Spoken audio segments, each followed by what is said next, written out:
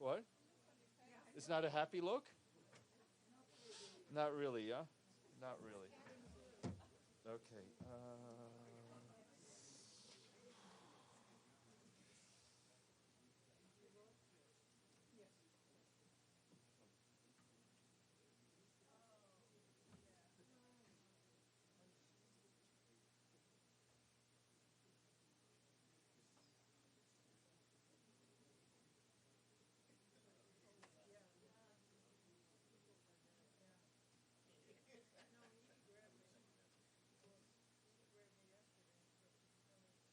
Very good afternoon, yes. Yes, 1 minute.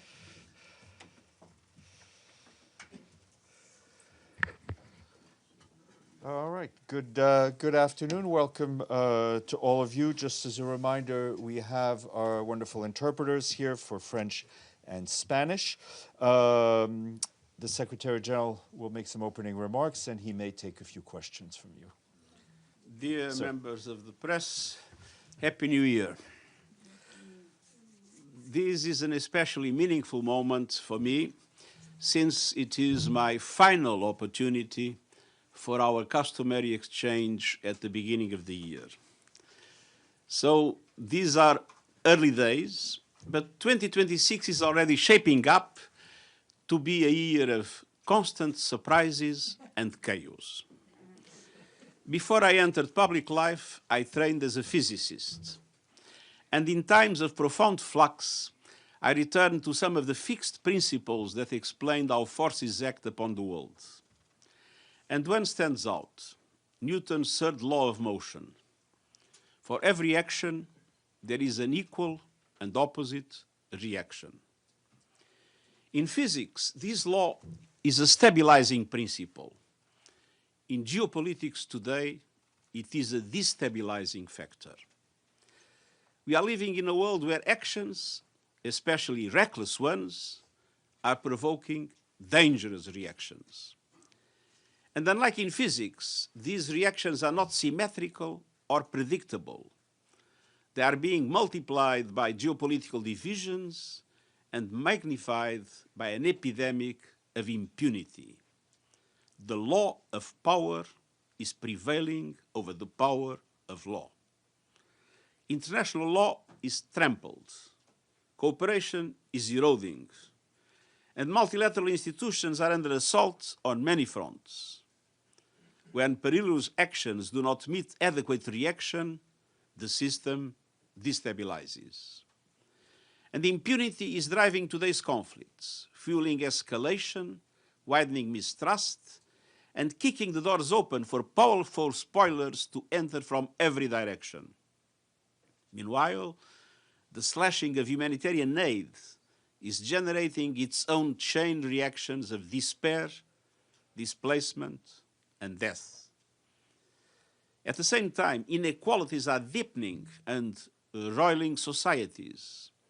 And climate change is the most literal and devastating illustration of Newton's principle.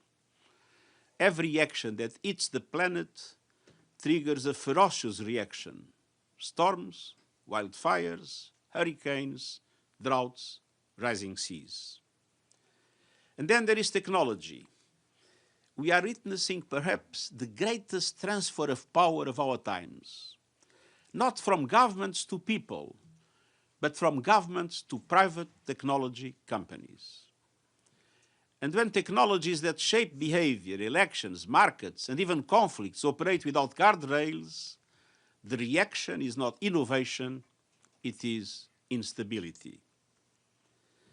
As I look across the spectrum of global challenges, one truth becomes unmistakably clear.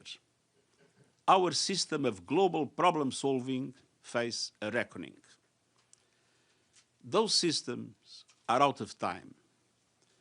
They still reflect the economic and power structures of 80 years ago. But the world is moving on.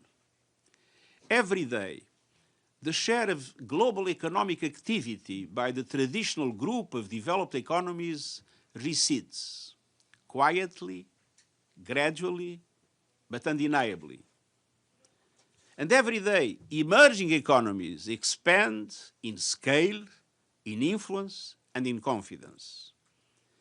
Every day, the dynamism of South-South trade further outpaces traditional North-North flows. Yet, our structures, our institutions, our assumptions, our habits of cooperation remain tethered to another time, and these must change. Our structures and institutions must reflect the complexity and the opportunity of these new times and realities. Global problems will not be solved by one power calling the shots, nor will they be solved by two powers carving the world into rival spheres of influence. It is important to accelerate deliberately and with determination multipolarity, one that is networked, inclusive by design, and capable of creating balance through partnerships. Partnerships in trade, in technology, and in international cooperation. But multipolarity by itself does not guarantee stability or peace. Europe, before the First World War, was multipolar. But in the absence of effective multilateral institutions, the result was confrontation and war. For multipolarity to generate equilibrium, prosperity, and peace, we need strong multilateral institutions where legitimacy is rooted in shared responsibilities and shared values. And let's be clear about something else as we strongly pursue reform. Structures may be out of date, but values are not. Leadership today is not a choice about being principled or pragmatic. It is the recognition that principles are pragmatic. The Charter of the United Nations was written by people bloodied and bruised by war. They understood that the values enshrined in our founding documents were not lofty abstractions or idealistic hopes. Those values are sine qua non of lasting peace and enduring justice. Values matter, and people are risking everything to make those values real. That is on full display around the world, whether it is a protester standing up to repression, a journalist standing up to press freedom, or an everyday citizen standing up for their neighbor. Despite all the hurdles, the United Nations is acting to give life to our shared values, and we won't give up. We are pushing for peace, just and sustainable peace rooted in international law, peace that addresses root causes, peace that endures beyond the signing of an agreement.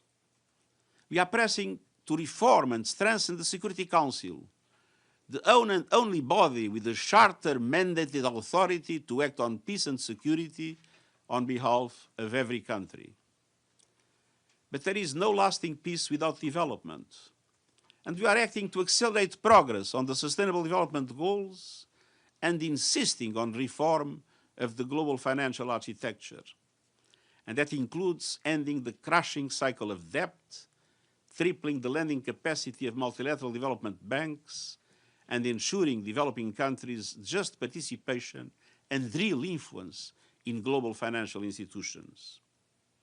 On climate, we recognize the overshoot of global temperatures about 1.5 degrees threshold, and that it now requires an overshoot of ambition, starting with deep emissions cuts this decade and a just, orderly, and equitable transition from fossil fuels to renewables. And we are demanding for greater support for countries already confronting climate catastrophe, expanding early warning systems, opportunities for nations rich in critical minerals to climb global value chains.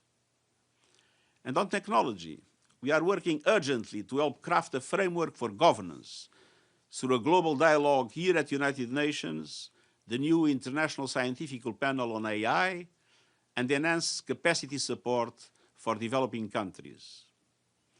I will soon submit to the General Assembly a list of 40 names of proposed panel members. And I'm also calling for the creation of a global fund for AI capacity development with a target of $3 billion US. As we begin this year, we are determined to choose actions that generate concrete and positive reactions as called for in the Pact for the Future. Reactions of peace, of justice, of responsibility, and of progress in our troubled times. Thank you, and I'm at your disposal. Thank you. We'll go to Valeria. Just a note to please limit yourself to one question so we can have as many of you ask questions. But Valeria, please. Thank you, Steph. Just a quick word before I ask my question. I really want to salute our friend and colleagues, Michelle Nichols from Reuters. And let me say, I don't see you, Michelle, but I know you're here. How much will you miss? Hey, how much will you miss you here? After 14 years, you have been such a constant present, a friend of many of us here at the UN. So the empty spot in the briefing room will be hard to be filled. But we can wait to see all the breaking news that will come next. Thank you, Mish. So thank you, Secretary General, for the press conference. It's Valeria Robecco from ANSA Newswire.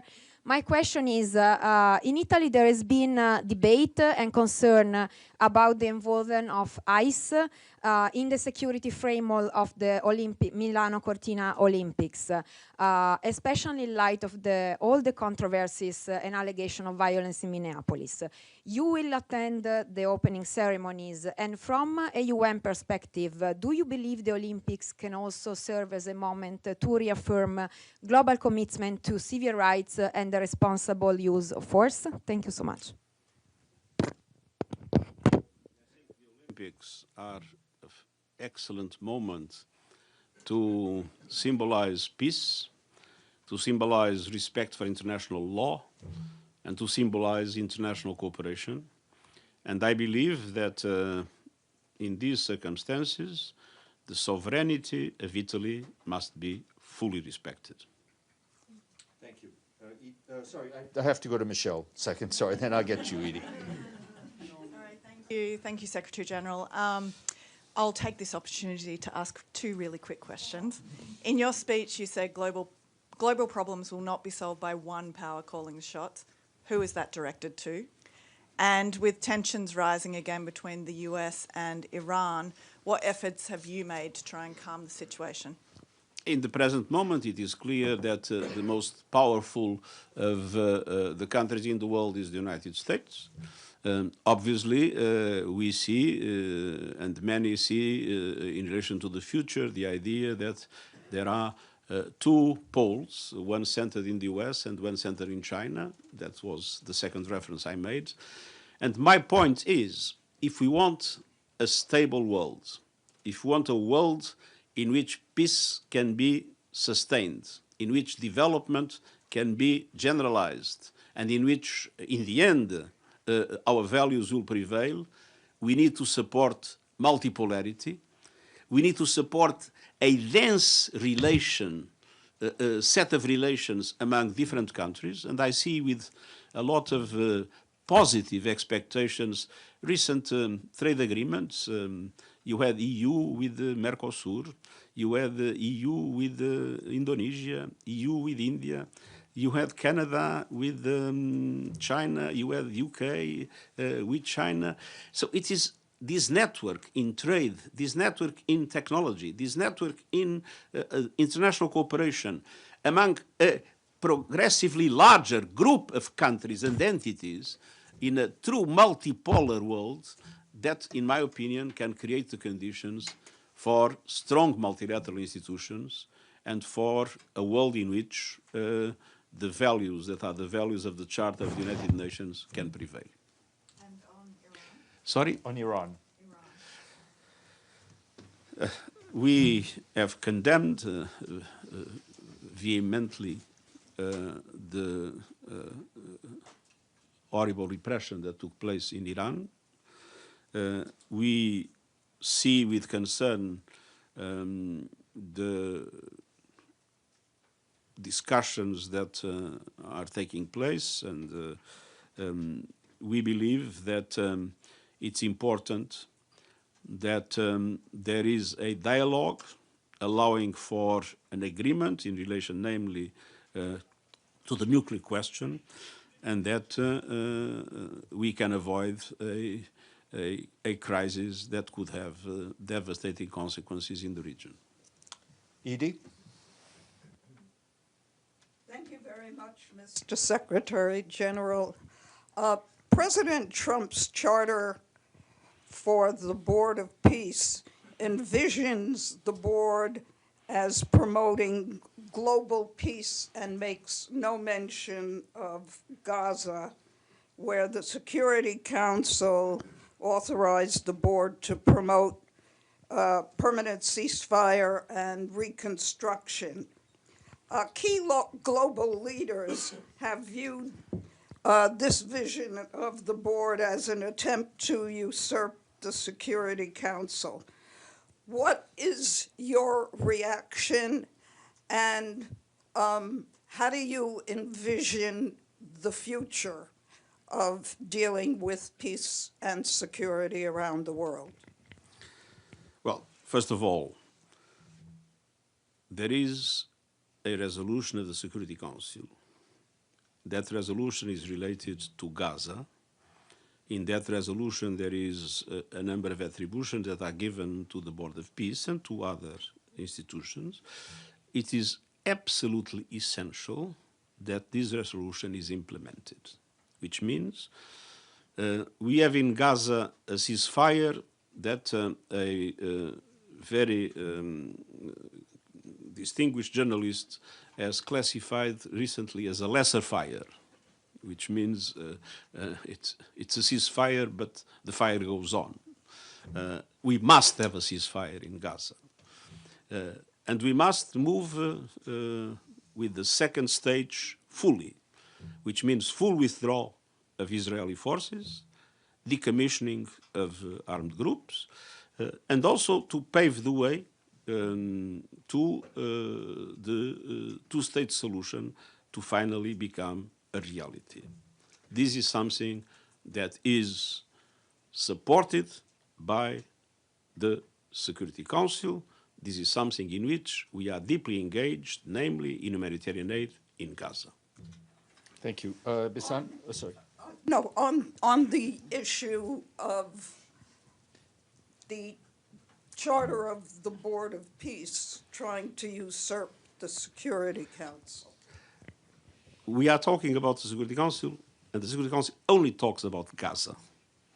Everything else is something that is different, and obviously, in my opinion, the basic responsibility for international peace and security lies with the UN, lies with the Security Council, that, as you know, the Security Council stands alone in its charter-mandated authority to act on behalf of all members in questions of peace and security. Only the Security Council can adopt decisions binding on all, and no other body or ad hoc coalition can legally require all member states to comply with decisions on peace and security. Only the Security Council can authorize the use of force under international law and set out in the Charter. So the centrality of the peace and security system lies in the UN, and within the UN in the Security Council, and that is the reason why it is so important to reform the Security Council. And it's very interesting to see that some that criticize the UN for being not effective are the ones opposing the reform of the Security Council. That is the reason why the UN can sometimes not be as effective as we all want. Bisan, then Sherwin. Thank you, Secretary General. Bisan Abukwik with Al Jazeera Arabic. I wanted to follow up on the Palestine issue, but when it comes to the West Bank and settlements. And, I mean, you speak about the role of the UN, but the UN, UNRWA, is being attacked in East Jerusalem by Israel. We are seeing settlement activity expanding and settler violence. You're talking about moving to the second phase of the agreement and then to a two-state solution, which now on the ground in the West Bank seems further and further away from being a reality. If you can, how optimistic, are you still optimistic that there is still a two-state solution in the horizon? I always respond to that question with the same answer, which is a sentence of Jean Monnet that said that I'm not optimistic, I'm not pessimistic, I'm determined. And I'm determined to oppose, and to oppose in a very strong way, all the efforts that Israel is doing to undermine the two-state solution, namely through, in the West Bank, the construction of settlements, demolitions, evictions, and the violence of the settlers. And we believe that this must stop, and we believe that conditions must be created to make sure that Gaza, that will have now its new governance model, that governance model progressively is linked to the Palestinian Authority, and that Gaza and the West Bank, including East Jerusalem, will be the future state of Palestine. Can I just get one follow-up? How is it going to be implemented? Who is going to actually put pressure on Israel to actually implement that? Everybody must make pressure.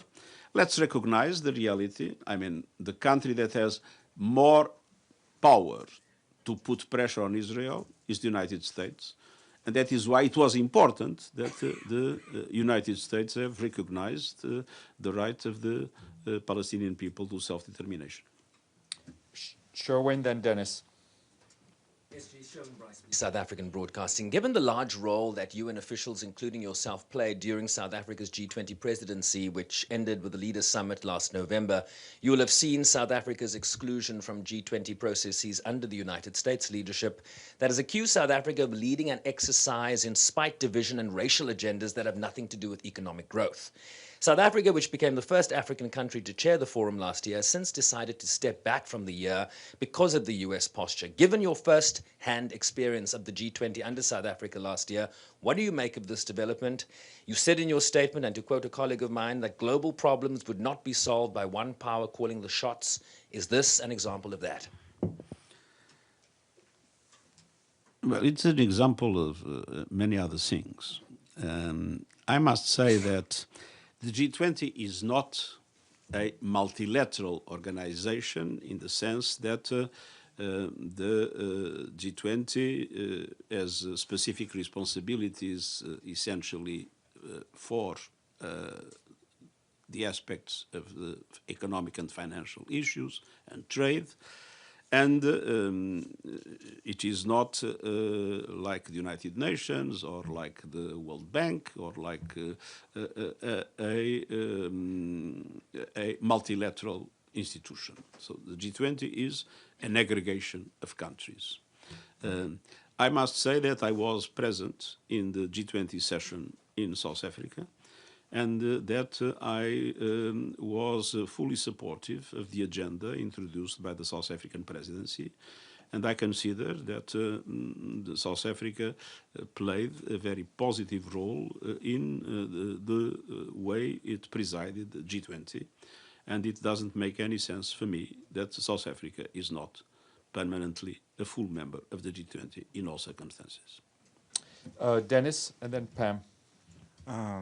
Thank you, Secretary General, for your briefing. So where are you? As it was said before, in case of Greenland, the United Nations, along with principle of territorial integrity, believes in right of self-determination of nations. Does the UN believe that the right of self-determination applicable to Crimea and Donbass?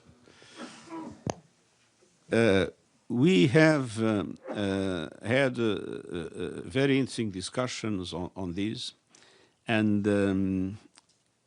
there are two principles that are essential. One principle is territorial integrity of states. The other principle is self-determination of peoples. But self-determination of peoples has a number of requisites. So the way it is defined as a number of requisites.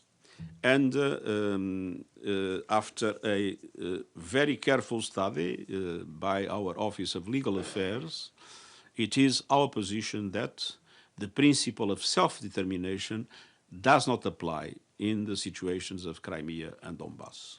So in that situation, the principle that prevails is the principle of the territorial integrity of Ukraine. Pam, then Talal.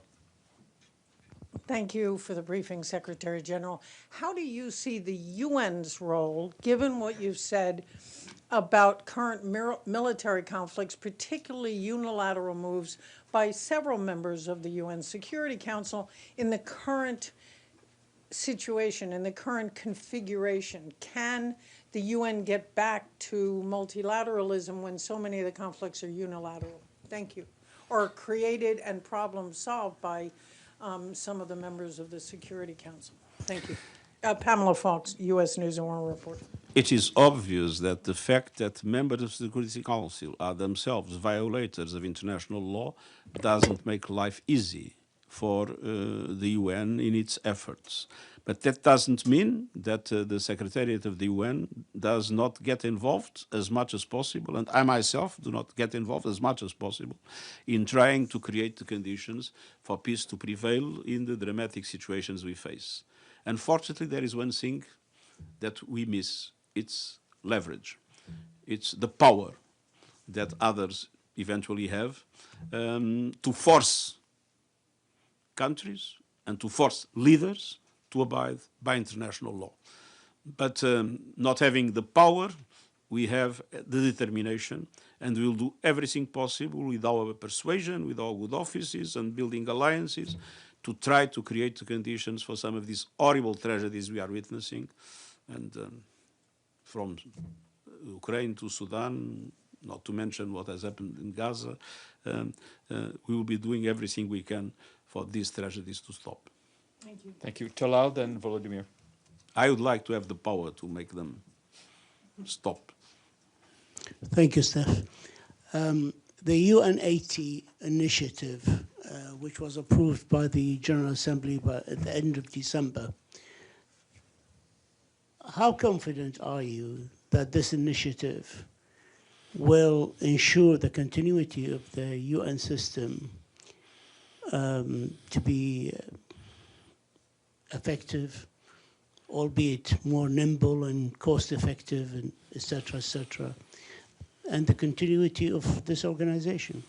Well, I'll just give you an example with our last regular budget. We have reduced 22% of the posts in the regular budget, which means in the Secretariat, not counting now with peacekeeping operations. And we have done it in a way that was prepared in advance. We have been working to make it possible for more than 1 year, namely creating vacancies in the structure in order to make sure that we were able to reduce 22% of the posts without creating a dramatic social impact, because we had previously made many of those posts vacant and created vacancies in others to which people can compete. And we are able to do this kind of reform in a, I would say, completely well-organized methodology with the participation of all the UN system and without creating any disruption, any turmoil, as we have seen sometimes in other reforms in other parts of the world, which means that the UN is able to do things efficiently. And knowing public administrations as I know, because I was at a certain moment head of one, I have to tell you that there is a lot to improve in the UN. There are many things in which we can do better, but I'm very proud of the work of the UN, and I think the UN is more efficient than many of the public administrations that criticize us. Volodymyr, then Mariam. Mr. Secretary General, my name is Volodymyr Ilchenko, National News Agency of Ukraine, Ukrinform. We see that Putin's Russia is deliberately bombing energy infrastructure in Ukraine in order to freeze the Ukrainian population and trigger a humanitarian catastrophe. As the leader of the largest and most respected international organization, what would you advise Ukrainians to do under these circumstances? Thank you. We have been in consultations with Turkey and with other, we have been advocating for the possibility of an agreement. In the past, we, together with Turkey, were able to materialize and to broker the only real agreement that was possible to establish in the Ukraine crisis or the Russian invasion of the Ukraine, with the exception of exchange of prisoners, with the so-called Black Sea Initiative and Azovstal. And we believe that a similar agreement should be established now in order to avoid any kind of bombing. I mean, a kind of a limited ceasefire to the bombing of energy infrastructure and the bombing of harbors. As a limited contribution, but an important contribution to avoid the horrible tragedy that, especially with these bombardments, the people are suffering. Mariam, and then Ibtisam. Secretary General here. Mariam Ramati with Iran International and Afghanistan International. One question that I have is on Afghanistan. As you know, Rosemary DiCarlo traveled to Afghanistan, talked to the Taliban about Doha process. Do you still believe in Doha process and the pragmatic talks that you've been saying to have with the Taliban? The girls haven't been able to go to school for almost 4 years. Even your employees at UNAMA have been banned from working at the offices or deliver aid to people. Where is your red line to stop these talks with the Taliban when it has no results in, and it's not changing anything on the ground? And also a follow-up on Iran. Tens of thousands of people have died and so many have been arrested. Did you pick up the phone to talk with the Islamic Republic officials to talk about the protesters who have been arrested and some might be even hanged? And is condemnation, is that enough for that? Thank you. The question, the answer for the second question, if I talked with the, yes. The answer for the first question. This is a dilemma that we face every day. Should we go on engaging in some specific areas? Some of them with some positive impact, namely in relation to the private sector, it has been possible to have women working in several areas of Afghanistan. But at the same time, we are deeply frustrated by the fact that we remain without our staff, our female staff, not being able to go to our headquarters. They are able to work in the field, but not in our headquarters, what is unacceptable. And the fact that we still do not have access of girls to, I would say, standard secondary education and above. So this is indeed a dilemma. We have until now thought that it was worse to go on with the engagement, but we share your frustration, and this is a question that we ask ourselves every day. Ibtisam, and then we'll go to China TV. Ibtisam. Thank you. Here, second line. Thank you. My name is Ibtisam Azim, Al Arabi Al Jadid newspaper. I have first a quick follow-up on the Board of Peace. Some experts will say that the Board of Peace and the whole mechanism that was created in Gaza is to sideline the UN and its work. What's your opinion? And for example, the Security Council resolution that you referred to, even the report that is supposed to be submitted is submitted by the Board of Peace itself and not by the UN. And my question is about accountability and UNRWA. More than 300 UNRWA Palestinian workers were killed. Israel banned the work of UNRWA, etc. So my question is, which steps would you want to take for accountability? Thank you. Well, you have asked many questions at the same time. So let's see one by one. First of all, we are working in Gaza, and we are working in Gaza. And I have to say that since this lesser fire is working, the truth is that there was an exponential increase of humanitarian aid.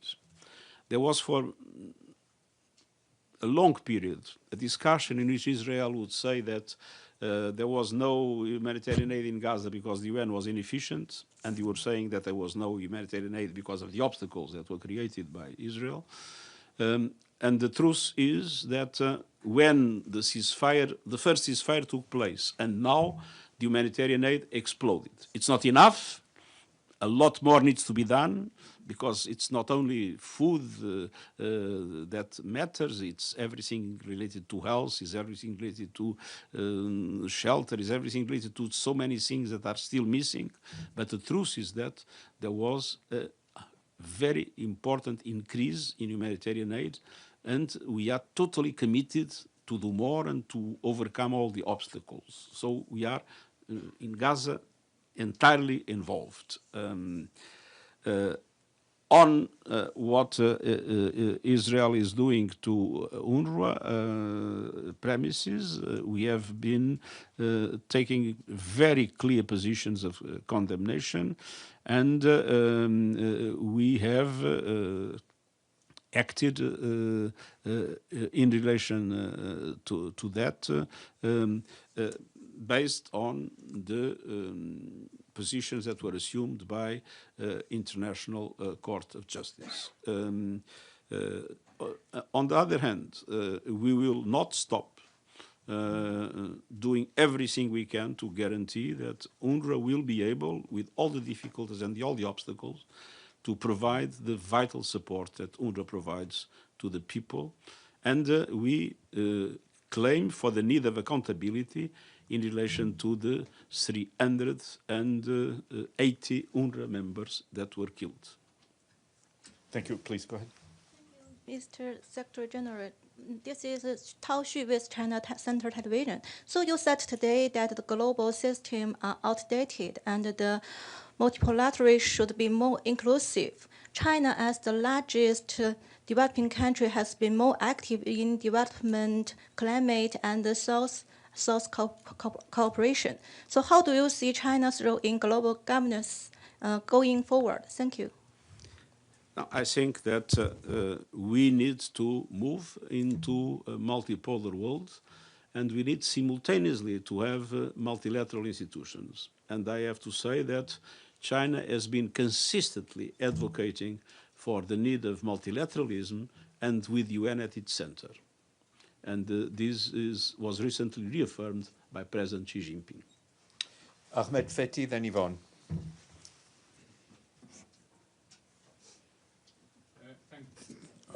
Thank you. This is Ahmed Fathi, ATN News. Mr. Secretary General, you warned that tech companies now shape elections and conflicts if their power rivals or exceed that of states. Does the UN truly have leverage, or are governments no longer in control?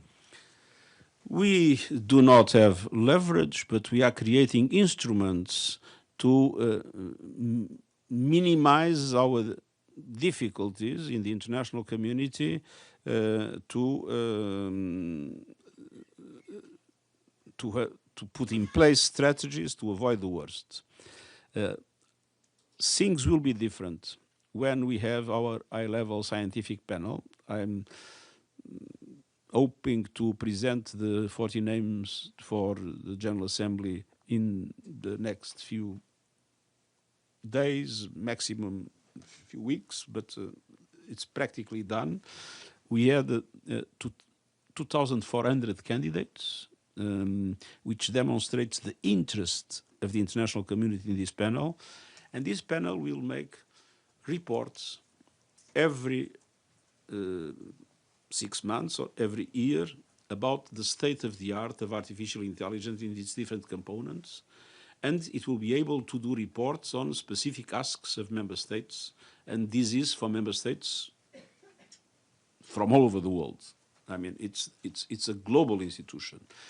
And this is something that I believe is essential, to have an independent scientific entity that explains what's really happening in the world of artificial intelligence and explains to what extent what is happening from a scientific point of view undermines a certain number of essential values, namely the way democratic institutions must work. I think we do what we can do with our contribution. We have not the power to do a global regulation of artificial intelligence, and that would not have been possible. But we will be doing what we can, creating this mechanism, and then an annual dialogue with all countries of the world and with the key stakeholders to take note of what scientists say and to be able to, at least, I hope, establish or agree on a certain number of guardrails to preserve human agency that I believe is essential. Yvonne, then Arul. Thank you, Secretary-General. Yvonne Moriarty, News. Thank you very much. My question is, in your remarks, you referred to the possibility of the superpowers, the United States and China, carving up the globe into two spheres of influence. How likely is that scenario in your view? And what would your advice be to smaller countries like Ireland in this era of might makes right, countries like Ireland that don't have any might? As I said, that is a possibility that I hope will not materialize. The best way to do it is exactly with the examples I just made. It's through a network of connections, of which China and the United States are part, but in which all the different countries and regions of the world establish, in a context of multipolarity, trade agreements, technology agreements, other forms of international cooperation, and create with that the fabrics of an international community where no supremacy can, in any case, be successful. And that is also the condition to allow for multilateral institutions to be able to work effectively. Thank you. Arul, and then Aziz, Moroccan Press Service. Arul Lewis from Indo-Asian News Service. Sorry, if you could raise your hand. Yeah. Last year, when you addressed us, you laid out 4 priorities. In retrospect, how do you think it has worked out? And if I can sneak in a subtle question, what do you think would be your legacy? This is a problem that I do not put myself. I've been Prime Minister of Portugal, never cared about what people say about my legacy. I was High Commissioner for Refugees. I never cared about what people think about my legacy. And I will be ex-Secretary-General of the United Nations. I will not lose my time thinking about what people think about my legacy. I'm doing my duty, and I'll do my duty in the best possible way. And this is what is my role. The legacies are usually the appreciation of others. I leave it humbly to what others might understand. Thank you. Aziz, Moroccan Press Service, then Chris. Thank you, Secretary General Aziz Rami for the Moroccan Press Agency, MAP. You have called several times, including today, for the reform and strengthening of the Security Council. There have been many ideas put forward about continents or regions that are not represented in the Security Council. Do you think now that reforming the Security Council is still possible? And what would an ideal Security Council look like, in your opinion? Thank you. Well, it's not for the Secretary General to define what the Security Council will be. So the opinion I'm going to give you is a personal opinion, is not a formal position of the Secretary General. But I do believe that we should have permanent members from Africa in the Security Council, the same representation of Latin America. I think that probably Asia is underrepresented also clearly. And so this rebalancing needs to be done. And I see with a lot of sympathy some initiatives that were presented, namely by 2 permanent members of the Security Council, in order to put some limits to the exercise of the right of veto, namely in circumstances of genocide or terrible crimes against humanity. So these would be the lines of evolution I would like to see the international community come together in order to have a reformed Security Council. Chris, Nada, then Namo. Raise your hand, please, Chris. Yep. Thank you for this briefing, Secretary General. Chris Reyes with Canadian Broadcasting. I'd like to ask you about recent remarks from Canadian Prime Minister Mark Carney. First in Davos, where he described a rupture in the world order. In other comments, he talked about the breakdown of multilateral institutions that he said would lead to overlapping and dynamic alliances and likely bypass those institutions. I wonder what you think of that kind of characterization, particularly the latter part, whether you think it's accurate. And given that this is your final year, I wonder if you could reflect on what kind of qualities the next Secretary General should have to deal with these existential concerns. What kind of powers? Qualities. Qualities.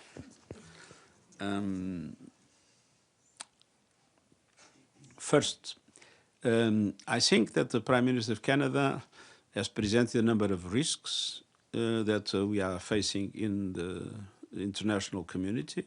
I mentioned in my intervention many similar risks, but I don't think that our key institutions have been completely, I would say, destroyed or over. The UN is still there. It's still in the center of the international multilateral system. It is reforming itself. It must reform itself. But with all the things that are happening, I am still very proud of the work that the UN is doing. What are the qualities that I wish that the next Secretary General has? I think if you could be a saint and a hero, it would be wonderful. Thank you. Nada?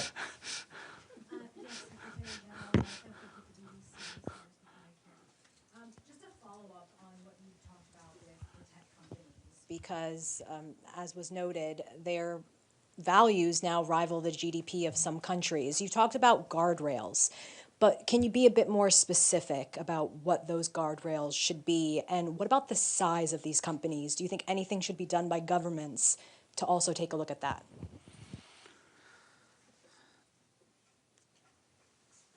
A central principle for me is the principle of human agency.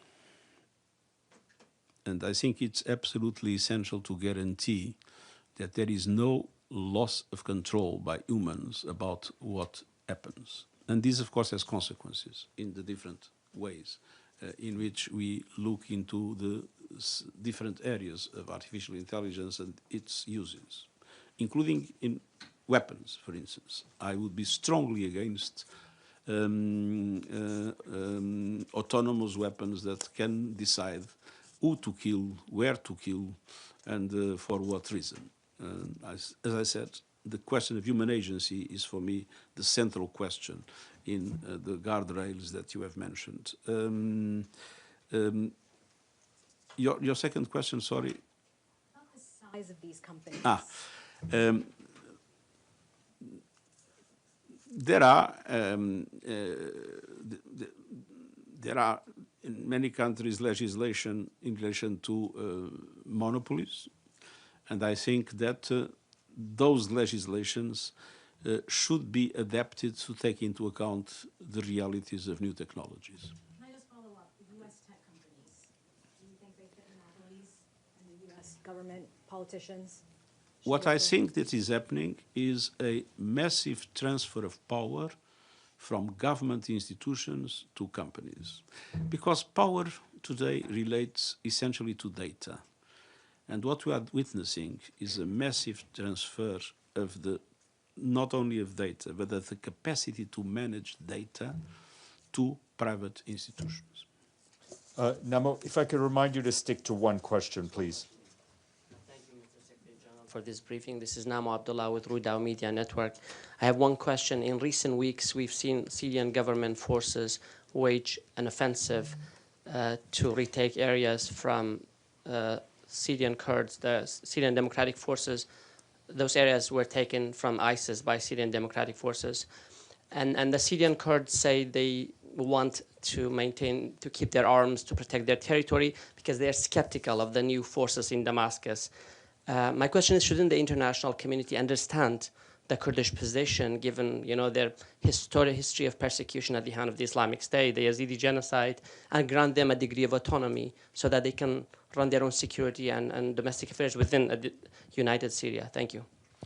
Well, I know something about the history of the Syrian Kurds. In the time of President Assad,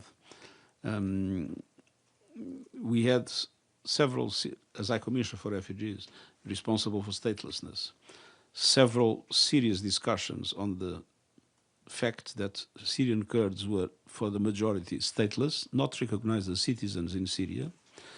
And so there is an history of persecution to Syrian Kurds that is real and that I recognize. Now, at the present moment, I think we need to, first of all, recognize that this problem was solved. The government has now issued a decree that confers nationality to all Syrian Kurds. This is solved. I think that the solution of the problem will not be military. I think the solution of the problem is to create institutions in which all communities feel represented. And we will do everything we can to advocate in this regard. Gabriel, then Kari. Hello, Mr. Secretary General. Gabriel Elizondo from Al Jazeera English. We've spoken about many topics here over the last hour or so, but one that has not come up is Sudan. You've spoken out about Sudan many times over the last months and really years. Nothing has changed in the conflict that is now, as you know, the biggest humanitarian crisis in the world. What do you envision specifically your role and the UN's role in the next year to finally change the trajectory of this conflict and bring about peace once and for all? We are very active now, myself inclusive, but Lamamra very engaged in a series of contacts. Our objective at the present moment is to create the conditions for at least a temporary ceasefire and for the possible demilitarization of some zones in order to allow for humanitarian aid to be not limited. So it's of course not the solution of the problem, but it is a minimization of the dramatic, horrible impact in the Sudanese people. And I have to say that I worked in Sudan as High Commissioner for Refugees, and I've seen the Sudanese people extremely generous, hosting refugees from different neighbors and sharing with them sometimes what they did not have. So the suffering of the Sudanese people is something that, I feel very strongly in my heart. But let's be honest, the question is that Sudan became a kind of a playground where a number of international actors are spoiling things in such a way that makes it very difficult for the Sudanese themselves to come together. And one thing that we will be doing as much as we can is to limit the capacity of externals to interfere in the Sudanese situation, namely providing weapons and doing other forms of, I would say, aggravating what is already an immense tragedy. Kari, then Frank. Thank you, Secretary General. Carrie Naughton for Radio France Internationale and Le Monde. You've just a quick follow-up. En français ou en anglais? No, it's okay. We can do it in English. Don't worry.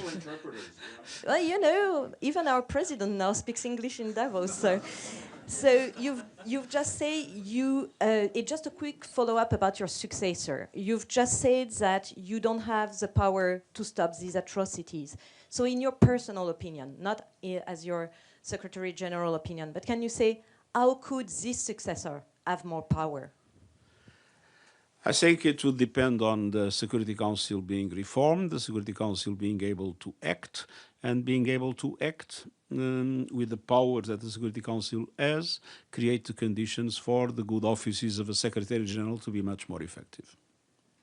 Frank, and then Carmela. Secretary General Frank Uciardo from TRT World. Thank you for doing this press conference. We really appreciate it. Great to see you here. Want to get your reaction to reports that Iran is going to conduct some live fire drills in the Gulf beginning on February 1st, and also your reaction to Donald Trump saying that time is running out for Iran as far as getting a nuclear deal, intimating that he's going to perhaps attack. I think it's absolutely essential that dialogue prevails. I strongly encourage dialogue to take profit of the offers of mediation that have been expressed. We do not want to see, and I believe the Iranians tell us that they also do not want to have nuclear weapons. So if that is the case, all the conditions are there for a serious negotiation to take place, and I encourage the parties to seriously negotiate in order to avoid a confrontation that would be a tragedy. Thank you. Carmela. Camelia Intikhabi Fard, Chief Editor of the Independent Persian on Iran. Secretary General, on date, as of today, there is not an information of an official statement by Secretary General or any other public places at the United Nations indicating that directly you have asked Iran to accept a formal mission of the fact-finding mission to visit Iran, to investigate on the protest killings in 2 days, which reported over than 30,000 people has been killed. Do you have any plan directly asking Iran to accept this request, or there is any plan for? Thank you. Well, that is in the competence of the Human Rights Council, and the Human Rights Council has established committees of inquiry in many situations or similar things. And of course, if the Human Rights Council decides so, it will have full support of the Secretariat. Pan, and then Marta.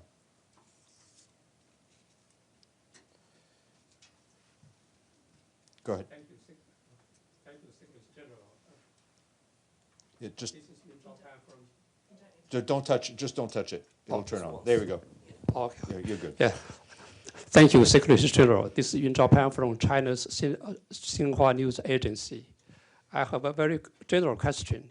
Last year, this time, you laid out 4 priorities for 2025. One is conflict and inequality, climate crisis, and AI, maybe. So in terms of conflict, US President Trump claimed he ended 8 wars. So can you give us an evaluation of the progress made over the past year by the United Nations in preventing conflict? And are you concerned about the future role of the United Nations in security and peace and security? Thank you. Not at all. The United Nations is very active in several scenarios. There are areas where we are not mediators because at least one of the parties does not want us to mediate. It was the case of Russia-Ukraine. Russia never wanted us to be mediator of the conflict. It was the case of Israel with the Palestinians. Israel never accepted the UN to be a mediator, probably because we would mediate based on our values, the values of the Charter. And if those that violate the Charter probably are not interested in the mediation by an entity that is in itself the entity that represents the Charter. But we are extremely active as we speak, from Libya to Sudan to South Sudan. Yesterday we were in contact with the different entities in South Sudan, and I have a number of contacts programmed now to try to avoid the worst in the situation of South Sudan, in the DRC, in Myanmar, very active now in the negotiations related to Western Sahara,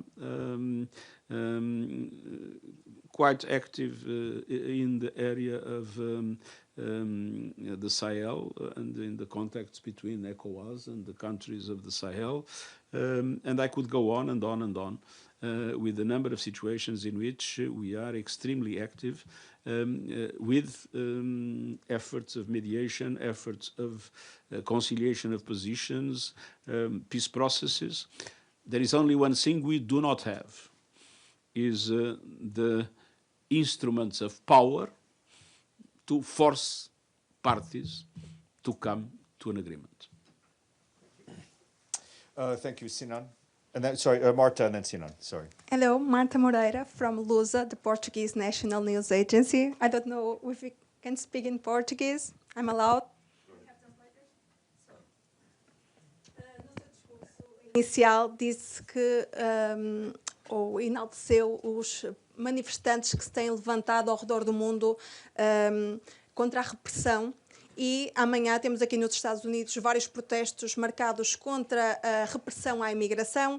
2 cidadãos norte-americanos já morreram em Minneapolis. Qual é a sua visão sobre esta situação?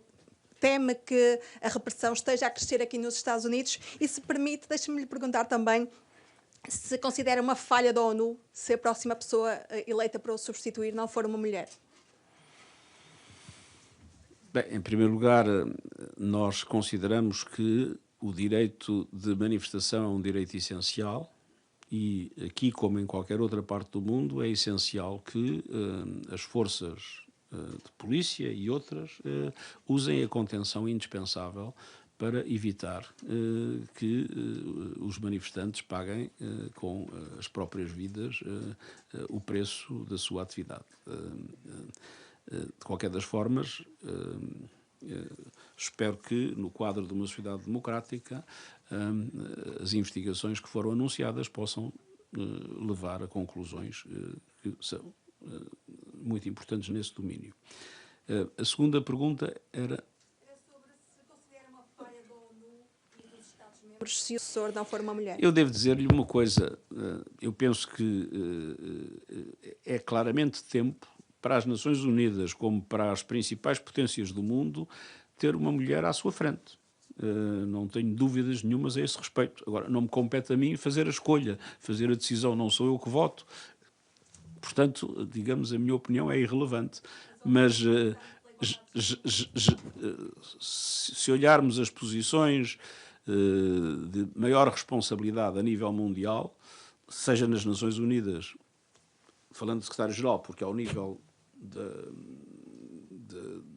dos altos quadros das Nações Unidas temos paridade, e tenho muito orgulho nisso, mas a verdade é que, quer nas Nações Unidas, quer nas posições de liderança dos países mais poderosos do mundo, é tempo de vermos mulheres.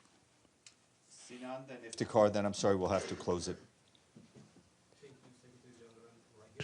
My name is Sinan from the Amargi. I have a question about Kurdish rights. You haven't made a single statement regarding the right of self-determination, specifically under Article 1 of the UN Charter and Article 3 of the UN Declaration on the Rights of Indigenous People for the 40 million Kurds.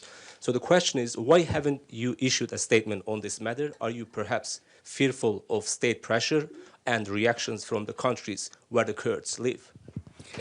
Now, I must say that at the present moment, my main objective is, and we are also with our mission in Syria dealing with that, My main objective is to create the conditions for Syria to be able to have a society in which all of its components feel that their rights are respected and at the same time feel that they belong to the country as a whole.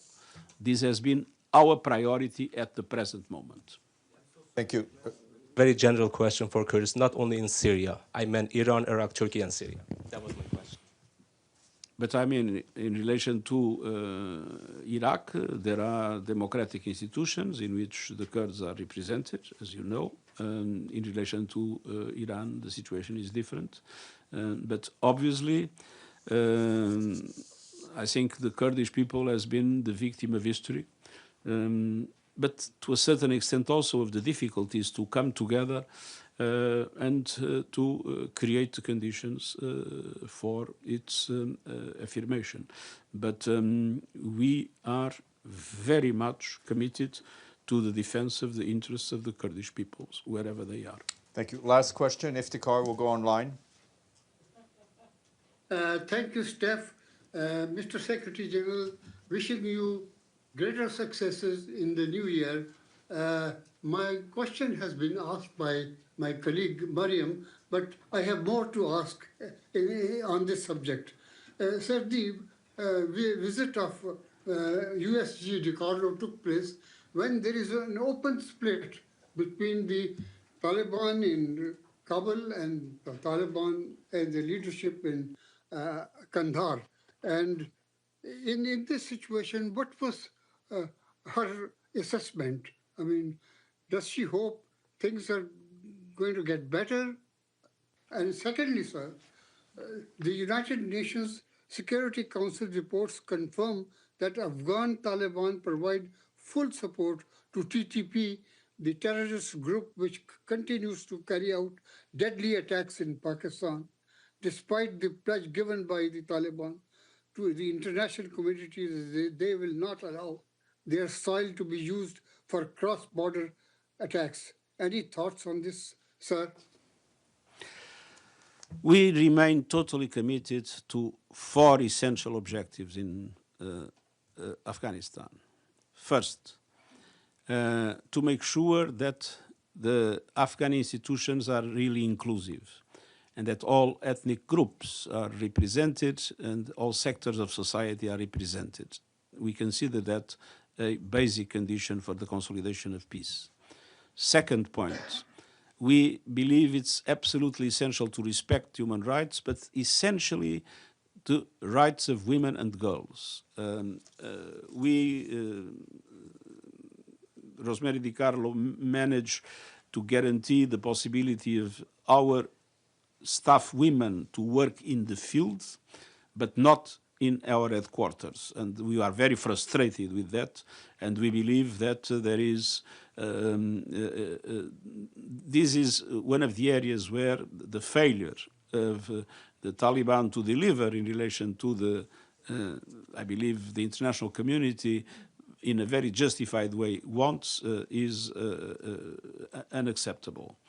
Then another aspect, which is the need to make sure that no terrorist organizations can operate from Afghanistan into other countries. And we are particularly concerned with what happened with the Pakistani Taliban and the support they might receive. And finally, the need to control drug trafficking. And there we have to say, we have to recognize that there was meaningful progress since the Taliban emerged. But in relation to the 3 other aspects, we have a frustration that because we don't see our legitimate concerns making the progress that is essential. Thank you very much. Thank you.